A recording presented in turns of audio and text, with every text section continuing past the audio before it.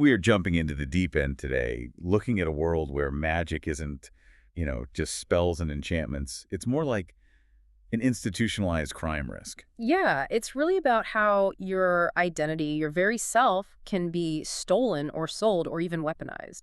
Our sources map out this really unusual magical community. With a big focus on identity theft and, well, supernatural espionage, it seems. Right. And to get everyone on the same page, the core idea involves humans called glow-mists.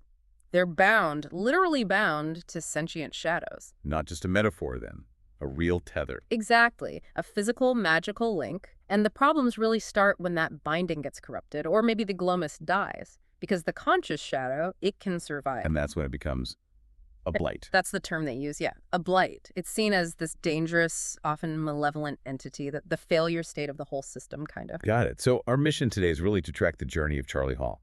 She's described as this master con artist, deeply cynical, trusts absolutely no one. And she gets tangled up with Red. He's an incredibly powerful, but also deeply conflicted blight who ends up bound to her. Right. So we're going to unpack how this, well, forced relationship really pushes them both, makes them question things like their own worth, identity, and if freedom's even, on the table in their world. Sounds good. Where should we start? The rules. Let's start with the rules, yeah. Yeah. The structure of this shadow magic world. It's not in chaos. It's actually heavily policed. You mentioned these organizations, the Cabals. The Cabals, they're the power brokers. They control the practice of shadow magic. And Charlie, well, she has a history. Cons, petty crimes. So she doesn't join willingly. No, definitely not. She's forced into servitude as punishment. They give her this title, the Hierophant. Which is pretty ironic, right? Given the tarot meaning. Oh, absolutely. Brilliant irony. The Hierophant stands for tradition, rules, institutions, everything Charlie despises.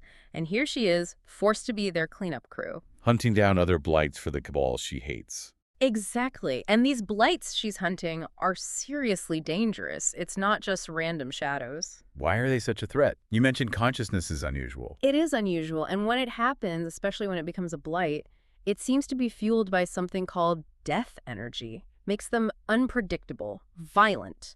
So the Cabals aren't just worried about, petty magic. They're worried about the system collapsing. Precisely. It's about maintaining control. And the mechanism of power here is fascinating. It's called quickening. Quickening. Okay, what's that involve? It's how shadows gain power, consciousness even. The glow-mist has to embed actual fragments of themselves, memories, fears, intentions into their shadow. Wow, so you're literally giving away pieces of yourself, not just lending power. Exactly. It's a serious trade-off. And naturally, the Cabals exploit this. How do they control them then, if these blights get powerful? One specific material, onyx. You see it everywhere in the sources. Onyx daggers, onyx chains, even small beads. It seems to be the key to neutralizing or binding shadows and blights. Like a universal magical handcuff. Sort of, yeah. A simple stone, but it holds immense power in this context. And connecting the glow-mist and shadow, or Charlie Red in this case, is the tether. The tether. Yeah. Charlie feels it physically, like in her gut. Yeah, described as being in her belly. Right. And there's this interesting comparison in the notes. One character, Balthazar, calls it an umbilical cord, suggests nurturing connection. But Red doesn't see it that way. Not at all. To Red, the one who's bound, it's a leash, pure and simple. And that difference in perception, that takes us right into the core conflict. Servitude versus identity. Speaking of identity, let's focus on Charlie for a sec. She's a liar, a con artist, we know that. But she has this huge secret. She's shadowless. Which is apparently a massive deal in this world, seen as a fundamental flaw, like something vital is just missing. And that must make her connection, or forced bond, with Red even more complicated. Oh, incredibly fraught. Because Red himself is grappling with this massive identity crisis. He used to be Remy Carver's shadow, called Vince, before that. Now he's just Red. He sees himself as broken, right? Something about being a patchwork thing. Yeah, held together with spit and sinew and spite. That's the quote. And it's partly physical trauma, too. When Charlie first bound him, one of the Cabal leaders, Vicerine, She took something from. literally tore off a piece of his shadow, and that piece contained a whole year of his memories. Gone. How do you even begin to figure out who you are when chunks of your past are physically missing? Exactly. That's his struggle. He keeps asking, what was his name? Not Remy, Red. He deeply resents Charlie for binding him, even though she claims she did it to save him from worse. He just sees another cage. And then external pressure ramps it up even more with this lie of inheritance. Ah, yes, Adeline, Remy Carver's aunt. She pushes Red hard to just become Remy, who she says is dead. And the prize. A massive fortune, a mansion, Lionel Salt's entire estate. So Red's faced with stealing a dead man's life. Right. And initially, he's repulsed by it. He doesn't want to impersonate Remy. But it slowly dawns on him. That the power and privilege that come with being Remy might be the only way to survive. And crucially, the only way to protect Charlie from the Cabals who are always breathing down her neck. So he has to embrace this huge lie to maybe find some kind of freedom or safety. It's quite tragic, really. It really is a very dark pragmatism. And this all comes to a head pretty fast because of her job as Hierophant. She gets assigned this case, the Hatfield Massacre. Ooh, sounds bad. It is. 12 people found dead in a church basement, completely drained of blood, exsanguinated, the sources say. They were apparently dabbling in shadow magic. And Red, being a blight, knows something's off. Immediately, he says no blight needs that much blood.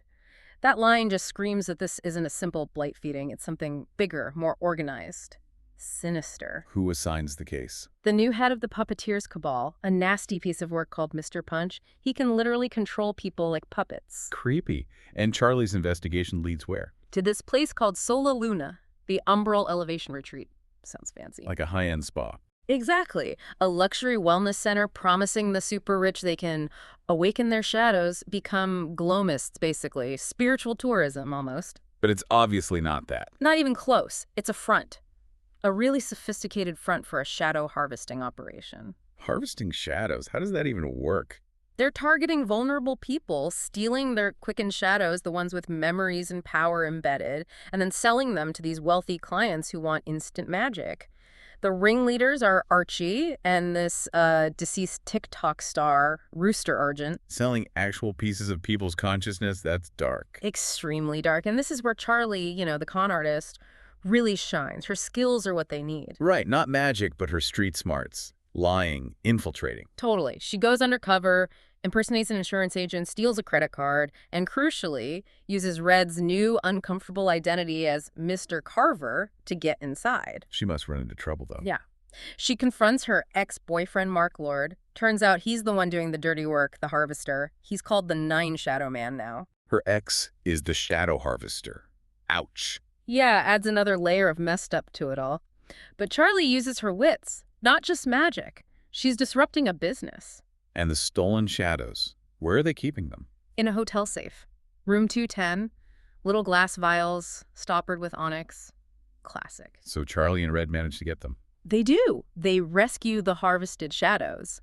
But they steal something even more valuable. Information. Evidence. Proof that Mr. Punch, the Cabal leader who assigned the case, is actually involved in the whole corrupt harvesting scheme himself. Oh, wow. So she has leverage. Massive leverage, and she doesn't waste it. She doesn't just run. She goes straight to the top dogs, Vicerine and Bellamy, other Cabal leaders. And uses the dirt on Mr. Punch to bargain. Exactly. Threatens to expose him. And it works. She negotiates her release from being the Hierophant, uses their own system against them. Brilliant, really. Finally free. But I bet it's not that simple. Not quite.